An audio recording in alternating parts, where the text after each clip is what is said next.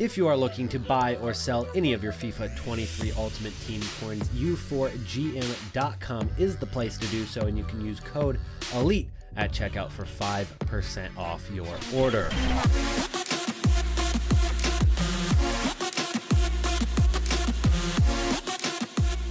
What is going on, everybody, and welcome back to a brand new video on the channel. My name is Sean, aka Elite, and today I've got two really good coin making methods that you guys can use today and throughout the month of December to make yourselves some really nice profits. But before we get started today, I've got a question to ask you that you can leave a comment down below. How many coins would you be on if you sold everything in your club? If you fully liquidated your club, how many coins would you be sitting on? Because we're a little over 2 months into the full release of FIFA 23 Ultimate Team, and I'm up probably close to 6 million coins now, maybe 5.5 million. I actually have not sold a lot of my cards right now, so that's what we're sitting on here. But let me know what you guys are at, and I'm sure a lot of you guys are probably going to be actually higher in coins from me, because I haven't made a lot of coins in the last week, which is why today I'm going to show you guys, and I'm probably going to try to execute on some of these to get over that 6 million coin mark with Path to Glory cards and World Cup stories. We'll start with Path to Glory cards, and we'll start with the Kalidou Koulibaly right here, 360,000 coins. You guys can see I added to my transfer list. Now, the context to this card, England played against Senegal. England were heavy favorites in that match. Of course, they were most likely to win, and they did pretty comfortably. And when that match got out of hand for Senegal, we saw this card drop. He was 390K, and he dropped to 360K, but he didn't go any lower. And we've seen much bigger market crashes on these cards when they do lose. Like if you take a look at that Goretzka card from a couple days ago, and I'm going to show you his graph very soon, but he went from like 1.1 million coins all the way down to 460,000 coins after Germany got grouped, which was a crazy, crazy surprise, and that's why the market crash on that card was so great. Was Senegal losing a huge surprise? Of course they had a shot, but it wasn't a surprise. They were heavy underdogs. So when they lost that match, well, he didn't drop a ton. It's still a card that got an upgrade from getting out of the round, or getting out of the group stage to the round of 16. And he's 90 rated. He's a great center back for Chelsea, still very usable. And that card got down to 360,000 coins. In fact, by the time that England scored their third goal, Kalidou Koulibaly was on his way back up in price.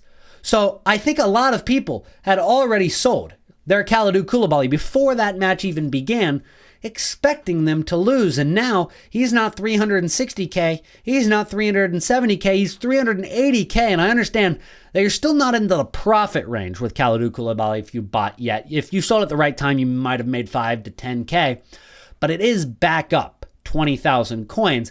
And here's where our money-making method comes into play, because if we take a look at some of the cards that have done similar things, like Chucky Lozano from Mexico, who didn't even get an upgrade. This Chucky Lozano card is a great example of a player that is still usable, and after their match, after they dropped in price, as you can see here, that's when Mexico ended up getting grouped and was confirmed not to go to the knockout rounds. He was 92,000 coins. I was actually looking at him. He got closer to 80K during 1 or 2 hours of that day, because 92K, well, they take the average price throughout the day. That was 92K. He was even lower, and now he's up over 25,000 coins. He's up to 115, 116,000 coins now on FIFA 23 Ultimate Team. He has no potential for an upgrade. He will never get upgraded, yet he's still going up in price. Let's take a look at another one. Christian Pulisic is another example of this. Christian Pulisic, who is 77,000 coins right now. Well, he dropped after they lost to Netherlands, and he went all the way down to 70,000 coins. And in fact, he got down much lower than that immediately following the game. And I think you can see pretty evidently when did they lose that match. Well, it was right here. He was 87,000 coins. While Netherlands were also heavy favorites in this match, people like me are absolutely deluded believers in the fact that USA could have won that match based on our performance against England, whatever the reason may be. People had faith. They believed. and it did not work out. So that card dropped all the way to 50,000 coins, as you can see. The average price during that hour was 51K, probably got down under that. And now, well, he's back up to 75,000 coins. It was a huge rise. 25K on a card like that, if you had invested a million coins into that card, you're coming out with 500K profit already. That's an insane amount of profit on such a short-term investment on a card that ended up losing and will not get any more upgrades. And that's not the only one. Let's take a look at one more that's higher budget just to prove that it works for most cards, not all cards, because Goretzka's counterpart, who is Gnabry's price range is a little bit too high, so he's not selling at 35K. And so everybody who has been panic selling those cards ever since the game ended are still trying to sell. And I won't lie, I have a few of them on my transfer list as well. No shame. But the Goretzka card is a card that did crash. He crashed harder than Gnabry did. He crashed so hard because if you take a look at him, he was close to 1.1 mil. If you actually look at the price he was on Thursday, and we were able to see the hourly graph, he got up to 1.2 million coins after Spain and Germany both took the lead at the beginning of their matches. He was up to 1.2 million coins. Following day, 480K. Huge drop in price. He's not going to get an upgrade.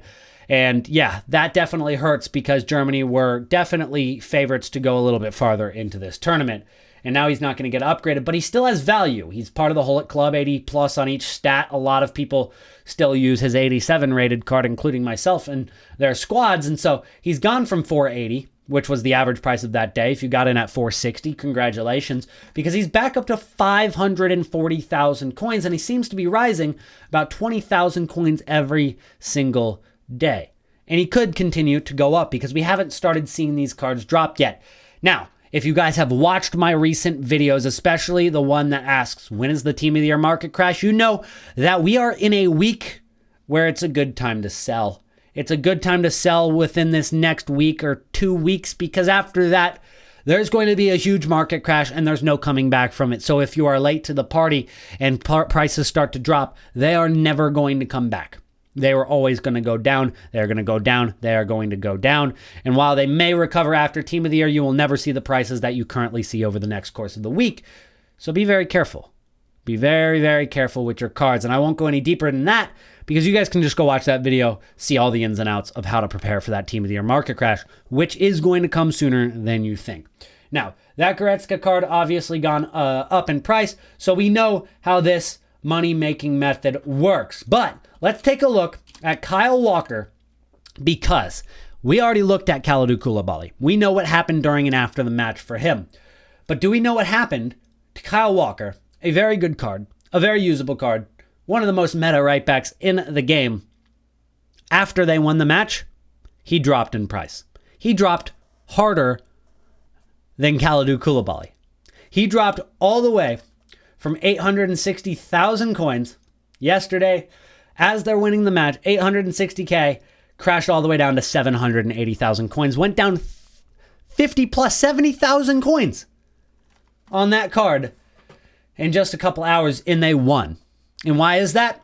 Heavy favorites. Overinvested, and everybody expected them to go through. Now, I don't even want to know what would have happened to that card if they ended up losing that match, because it would not be showing 800K right now. It would probably show somewhere near 500 to 550K after that crash, similar to what we saw with Leon Goretzka. So, if they're heavy favorites going into the match, they are not going to rise afterwards. Bruno Guimaraes, Vinicius Jr., these cards, as they get closer to this match, will rise as they get closer to playing South Korea today. And then after the match, just like Kyle Walker, are probably going to drop a few thousand coins because everybody expected them to win and everybody's expecting them to skyrocket in price because they win. But if they're expected to win, if we know where they're going to win, they're not going to go up. And boy, will they drop if South Korea can make a surprise on Brazil. So of course you want to sell the cards that are favorites going into those matches. There's no reason to hold. And if they do end up winning, you have another opportunity to buy them afterwards for even less than what tax would take away from you. So a very, very good idea to pick up that Kyle Walker, knowing he's going to get an upgrade. But one thing to remember is that after they get this upgrade for the round of 16, we know that the next upgrade for these cards, and if we take a look at the dynamic players for the World Cup path to glory, if they win the round of 16, which England has done, and let me see if I can find those England cards. So yeah, Grealish here is another example. If they win the round of 16, they get a +1 inform upgrade, which they've got. But then the next thing is a 5-star weak foot upgrade. For some cards, that's going to be way more valuable than others, right? For Carvajal, maybe a 5-star weak foot upgrade isn't even as good as getting another +1 upgrade on the inform. And same thing for other fullbacks like Kyle Walker. So with that being said, you probably want to go with some cards that are going to actually benefit from those upgrades as investments into the hype. A player like Griezmann, a player like Nkunku probably, although both of them I think are extinct right now. Maybe even Bernardo Silva. But for 5-star weak foots for defenders, it's just not as desirable. So that upgrade is probably going to be way overhyped, and after they even win those matches, they're probably not going to rise afterwards. Now, they might rise into the hype of a skill move upgrade for winning semifinals, but ultimately, there's only going to be 1 or 2 players that are going to get a +1 inform upgrade after the round of 16. And those are the players who end up winning the final. And those are 3 new traits. I don't even think that is actually, they do get a +1 upgrade. 90. Oh, so they do also get a +1 for the skill move upgrade? Possibly? I'm actually kind of confused on what I'm seeing right here. Oh, I see what it is. They get a +1 upgrade if they've already got 5-star skills. That's why I was confused. So let me explain where my confusion was there. So I looked at Nkunku. I saw him go from 91 to 92 rated if they end up winning semifinals. It's because he's already got 5-star skills, and same thing for Vinicius Jr. So there's no reason to give him a 5-star skill move upgrade if they already have 5-star skill moves. So they actually get another +1 upgrade if they do end up winning the semifinals. Now, they get 3 new traits and a +1 upgrade if they do end up winning the finals, but that's going to be for only a couple of cards, and realistically, only a couple of countries are likely to do that. Brazil, France, maybe Netherlands or England, Portugal, Argentina. Other than that, not sure there's any favorites to do so. So for those kind of guys, you know that they're not going to get any more upgrades after the round of 16. So keep that in mind when you guys are investing. Let's get into the second money-making method. The next thing I want to do for you guys is show you the second money-making method of today's video. And this one could be a little bit quicker, a little bit more timely if you're watching this video right when it comes out. This is going to be very relevant to you guys on Monday when this video is released. So if we take a look at some of these World Cup story cards that came out today, we'll see that anything that came out on Friday, they are dropping, and they have dropped every single day until Sunday. Until Monday, they're still going down. If we take a look at the last promo, Road to the World Cup, which, to be honest, the difference between the Road to the World Cup and the World Cup Stories cards is just the color. Pretty much is literally just the color of the card, and the fact that they have clubs on them is the fact that, yeah, there's no, live cards. They can't get upgraded. It's a very, very similar promo. And every single card that you click on here, they started rising on Monday. So if we take a look at Montiel, who's 47,000 coins right now and still going up every single day.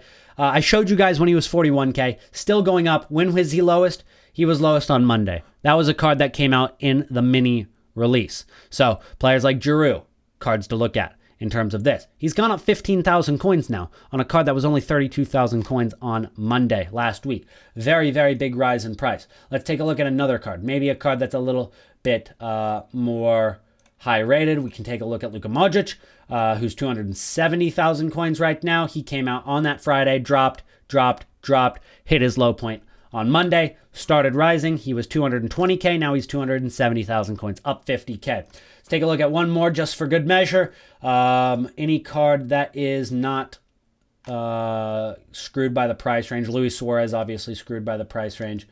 I guess we'll take a look at Timo Werner. I haven't looked at his card yet, but I'm sure it follows a pretty similar trend.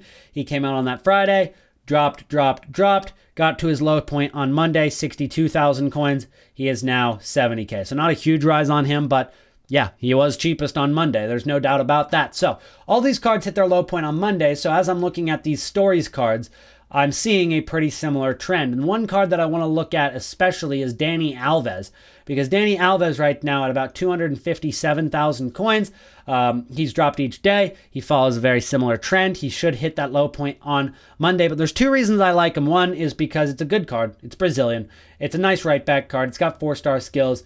Almost all stats 80 and above, but just a very, very meta good right back. The only problem is that he's pretty hard to get into squads. He's tough to link, but not if they drop an SBC this. Hulk right here, a flashback Hulk. If you take a look at somebody I follow here on Twitter, Trading Eye, or FIFA 23 Chem Expert, he says this is not an advice to buy Alves, which I think is completely sarcastic, because the next thing he says is, as Hulk is in the FIFA database since the pre-World Cup promo, I would not be surprised if EA released Flashback Hulk or another Hulk special card, especially because Dani Alves is hard to link because he doesn't have a club attached to him. It's a country with Brazil. This card, same concept with that Brazil, would really receive a perfect link to Dani Alves in that way. So one of the most perfect complementary links you could get. And yes, if that card dropped and it looked like that, Dani Alves, no doubt, would skyrocket in price. Now, I also think that Dani Alves is a good investment just simply because if we look at the Monday of last week, that was the time to buy. And I think that that is going to be the case again this time around. So even if that Hulk SBC doesn't come out, and it might not, there's no guarantee it comes out. There's no guarantee it comes out today if it does end up coming out. But it definitely is rumored. So I would say if you're going to invest in one, go ahead and take the one that has the double dip. That has two reasons that to potentially rise. One, just a natural rise as we get closer to the end of the week. And two, a rise that could be influenced by a complementary link. And of course, that's not the only card that you guys should be looking at, because Olivier Giroud has a lot of hype around him. French strikers are always desirable in people's squads. If we take a look at Olivier Giroud, he's 113,000 coins right now. So we saw a huge rise into the night, and we definitely don't want to be paying that kind of premium when he was 91,000 coins earlier today. He's up 25,000 coins now to 119K. But on Monday, he will go back down. He will drop after content release. He will get to a pretty low point, and he probably will go below 90,000 coins. So you definitely don't want to be paying this much for them. And for the cards that come out on Sunday, maybe a little bit more risky, but also the reward could be a lot higher. We saw what happened to Montiel last week, a huge rise in overall percentage, probably the highest. So that was a card that came out during the mini release, like Giroud. So we could see a similar thing with him. He does have 4-star, 4-star. I've never seen a card get that kind of pace boost since Fellaini. So a plus 43. I mean, look at that card. Plus 43, plus 12 dribbling, plus 9 physicality. And, I mean, that's a ridiculous upgrade for that kind of card. And, of course, being French, being Serie A definitely helps as well. So those are the two money-making methods that I wanted to show you guys today. Hopefully this does help you out. And if you made it to the end of the video, go ahead and comment Goretzka in the chat as, we made a move on Goretzka. We made a move on Christian Pulisic.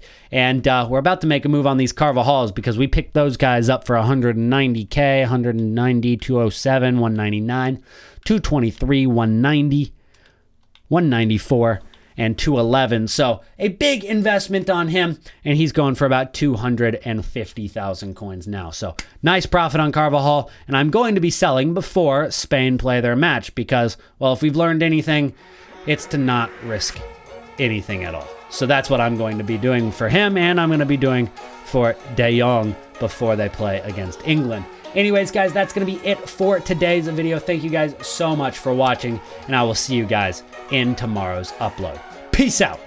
Oh, and don't forget to drop a like. I forgot to say that.